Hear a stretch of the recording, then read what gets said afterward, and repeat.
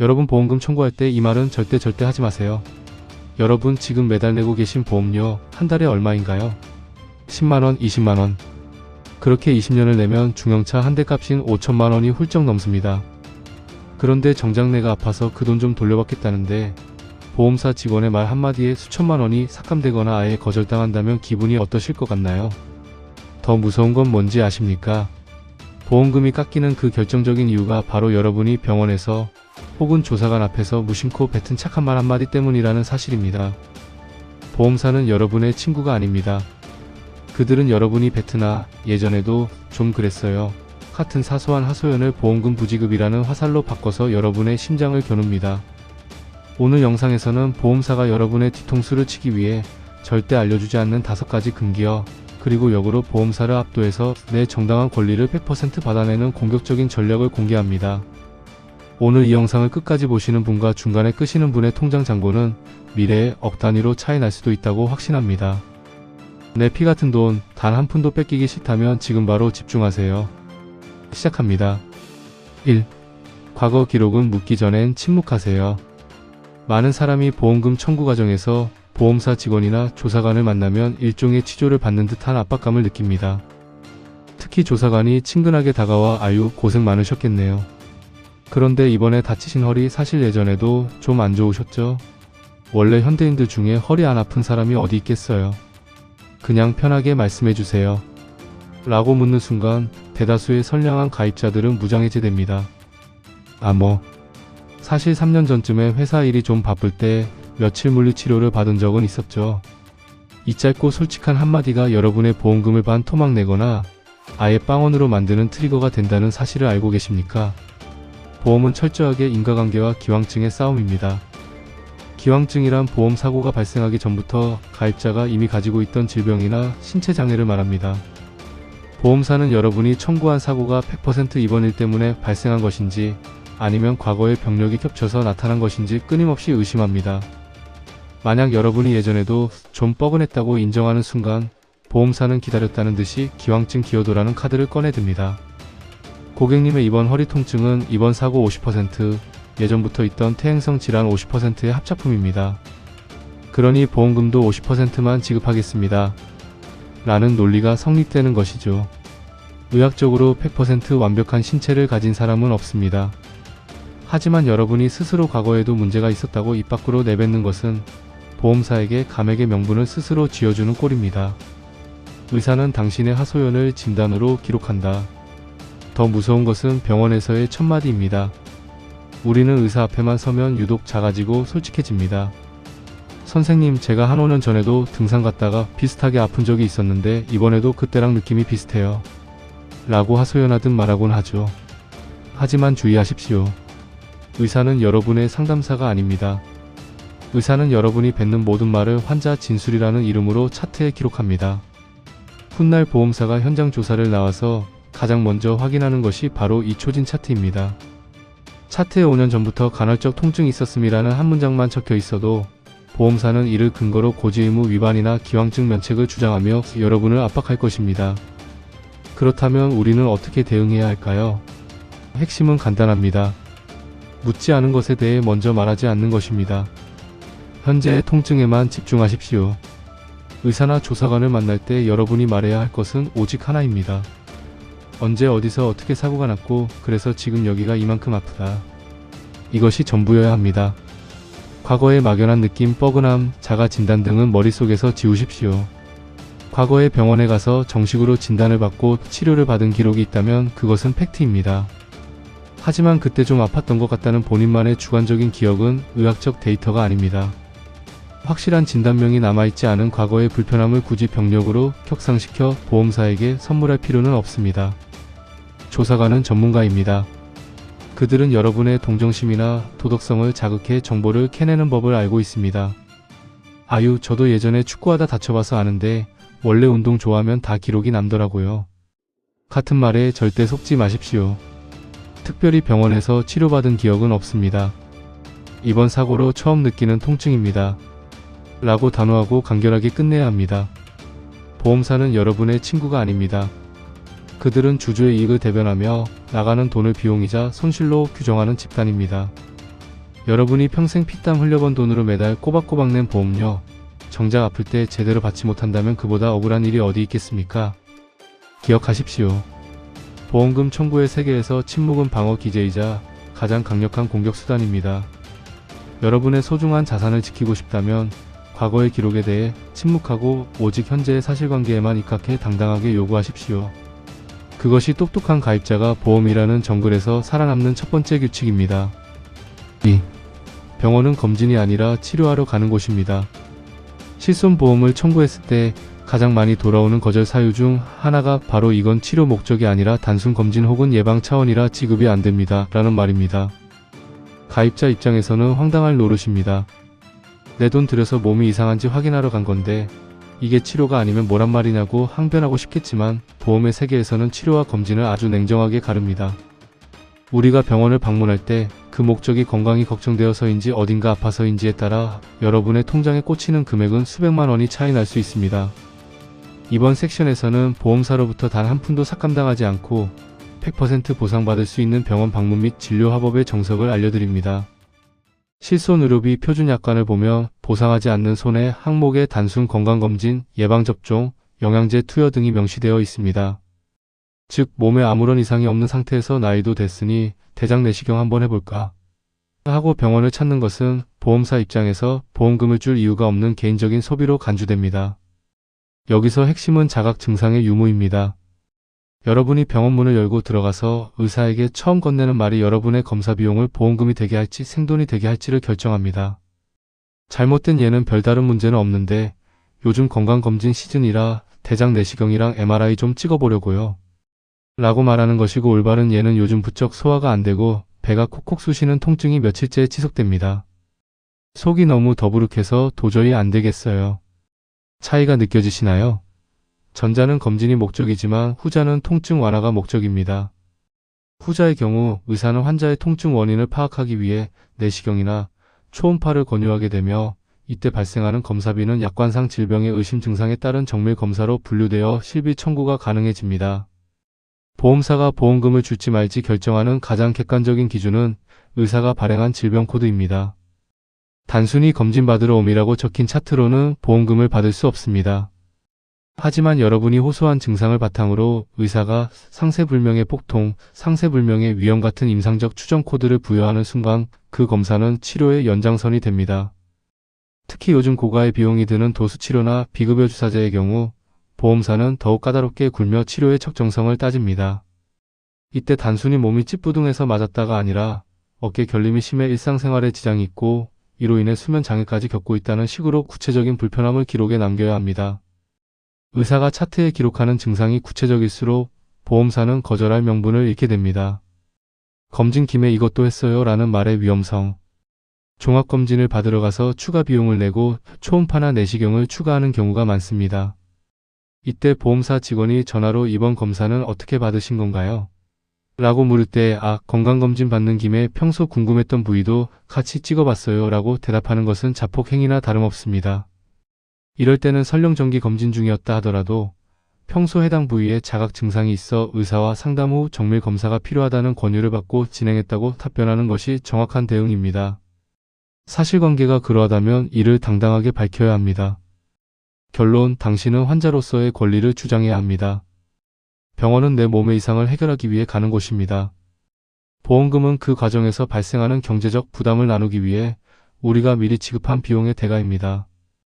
기억하십시오. 병원을 방문할 때는 자신의 몸이 보내는 신호를 무시하지 마시고 의사에게 그 불편함을 최대한 구체적이고 객관적으로 전달하십시오. 나는 아파서 치료를 받으러 왔고 의사는 그 원인을 찾기 위해 검사를 시행했다. 이 논리 구조가 완벽하게 성립될 때 여러분의 보험금은 비로소 안전하게 지켜질 수 있습니다. 보험사는 여러분의 건강을 챙겨주지 않습니다. 오직 여러분의 철저한 준비와 논리만이 여러분의 권리를 지켜줄 것입니다. 3. 보험사가 가장 무서워하는 건 완벽한 고지입니다. 당신의 방어막을 설계하라. 보험을 가입할 때 우리는 흔히 설계사가 가져온 태블릿 PC나 종이 서류에 수많은 체크 표시를 하며 서명을 합니다. 그때 가장 많이 듣는 소리가 크게 아픈 적 없으시죠? 그냥 다 아니오 체크하시면 됩니다 라는 말입니다. 하지만 이 아니오라는 가벼운 클릭 한 번이 훗날 수천만 원의 보험금을 날려버리는 부메랑이 되어 돌아올 수 있다는 사실을 반드시 아셔야 합니다. 보험사가 보험금 청구 시 가장 먼저 그리고 가장 집요하게 파고드는 약점이 바로 고지의무 위반이기 때문입니다. 보험사 입장에서 고지의무 위반은 보험금을 주지 않아도 되는 가장 합법적이고 강력한 면책 사유입니다.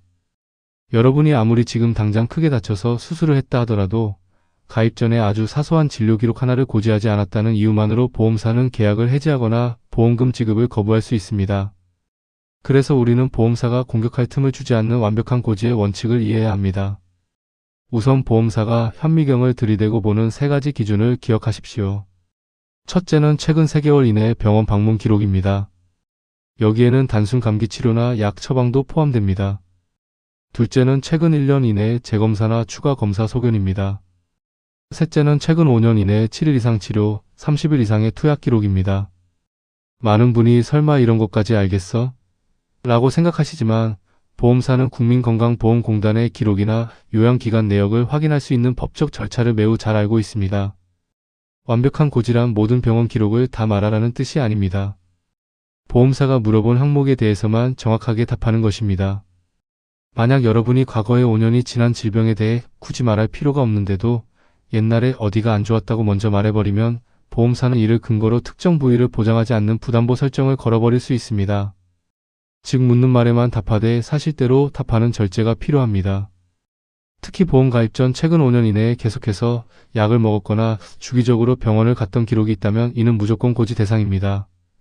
만약 이를 숨겼다가 나중에 보험금을 청구하면 보험사는 이 병은 가입 전부터 있던 것인데 왜 속였느냐며 사기 행위로 몰아세울 것입니다. 이때 가장 억울한 상황은 설계사가 이건 말 안 해도 돼요 라고 해서 시키는 대로 했는데 정작 문제가 터지면 설계사는 모르는 일이라고 발뺌하고 모든 책임은 가입자가 지게 되는 경우입니다. 결국 보험사가 가장 무서워하는 가입자는 자기 기록을 완벽하게 파악하고 약관에서 요구하는 고지사항을 빈틈없이 이행한 사람입니다. 가입 당시에 조금 귀찮더라도 내 진료 기록을 확인하고 정확히 고지했다면 보험사는 청구 시점에 어떤 트집도 잡을 수 없습니다. 완벽한 고지는 단순히 의무를 다하는 것이 아니라 보험사가 휘두를 수 있는 가장 날카로운 칼을 미리 뺏어버리는 최고의 방어 전략임을 잊지 마십시오. 4. 현장 심사관은 내 편이 아닌 심판입니다. 보험금을 청구하고 나서 며칠 뒤 확인할 내용이 있어 현장 심사가 필요합니다. 담당 조사관이 배정되었습니다 라는 연락을 받으면 가슴이 철렁 내려앉을 것입니다. 이때 여러분의 집이나 근처 카페로 찾아오는 조사관은 매우 매너 있고 친절한 모습으로 나타납니다. 고객님, 이건 절차상 필요한 확인일 뿐입니다. 제가 잘 도와드려서 보험금 빨리 받게 해드릴게요 라고 말하죠. 하지만 속지 마십시오. 그들은 여러분의 친구도 보험사의 정직원도 아닌 위탁받은 손해사정법인 소속의 조사 전문가들입니다. 조사관의 목적은 단 하나입니다. 여러분의 보험금을 깎거나 주지 않아도 될 증거를 찾아내는 것입니다. 그들은 여러분과 대화하며 은근슬쩍 유도 신문을 던지고 여러분이 무심코 서명한 서류 한 장으로 병원의 모든 기록을 싹쓸이해 갑니다. 현장 조사관을 만날 때 가장 주의해야 할 것은 그들이 요구하는 모든 서류에 무조건 서명해서는 안 된다는 점입니다. 특히 가장 경계해야 할 서류는 국세청 자료 열람 동의서나 보험금 부지급 동의서, 그리고 의료자문 동의서입니다. 조사관은 의료자문이 꼭 필요하다고 말하겠지만 사실 이는 보험사와 협력관계에 있는 의사에게 여러분의 상태를 보여주고 이건 보험금 줄 사안이 아니야 라는 소견을 받아내기 위한 수단으로 악용되는 경우가 많습니다. 추치의의 진단서가 명확한 상황이라면 섣부른 의료자문 동의는 내 목에 칼을 들이미는 행위와 같습니다. 또한 조사관이 병원 기록 확인을 위해 인감증명서나 신분증 사본이 필요하다고 할 때도 범위를 명확히 제한해야 합니다. 이번 청구건과 상관없는 수수께끼 같은 과거 기록까지 털어가도록 내버려둬서는 안 됩니다. 위임장을 작성하더라도 조사할 병원의 이름과 조사기간을 구체적으로 명시하여 보험사가 여러분의 전 생애 의료 기록을 쇼핑하듯 뒤져보지 못하게 막아야 합니다. 대화 과정에서도 감정적인 호소는 금물입니다. 조사관은 여러분의 사정을 듣고 공감해주는 척하지만 결국 보고서에는 가입자의 진술에 따르면 과거에도 유사한 통증이 있었다고 함이라는 불리한 문구만 남깁니다. 대화는 최대한 짧고 건조하게 하십시오. 약관에 따라 정당하게 청구했으니 조사에 필요한 최소한의 서류만 제공하겠다는 입장을 고수해야 합니다. 조사관은 심판일 뿐입니다. 여러분이 당당하고 논리적으로 대응하면 그들도 함부로 권리를 침해하지 못합니다. 만약 조사관이 부당하게 서명을 강요하거나 고압적인 태도를 보인다면 즉시 조사를 거부하고 보험사의 담당자 교체를 요구하십시오. 현장 조사는 보험사의 권리이기도 하지만 그 과정에서 가입자의 프라이버시와 권리를 지키는 것은 오직 여러분 자신의 몫입니다. 조사관의 친절한 미소 뒤에 숨겨진 차가운 계산기를 꿰뚫어보는 통찰력이 필요합니다. 5. 보험금은 보너스가 아니라 내 정당한 채권입니다. 보험금 청구 단계에서 많은 가입자가 저지르는 가장 큰 심리적 실수는 보험사를 마치 시혜를 베푸는 기관처럼 대한다는 것입니다. 사고가 나고 몸이 아픈 상황에서 보험사로부터 지급이 어렵다거나 조사가 필요하다는 말을 들으면 마치 내가 잘못이라도 한 것처럼 위축되거나 담당자에게 잘 보여야 돈을 받을 수 있다고 착각합니다. 하지만 단언컨대 보험금은 보험사가 우리에게 주는 선물이 아닙니다. 여러분이 매달 피땀 흘려번 돈으로 비용을 치렀고 사고라는 조건이 충족되었을 때 당연히 받아야 할 여러분의 정당한 재산권이자 채권입니다.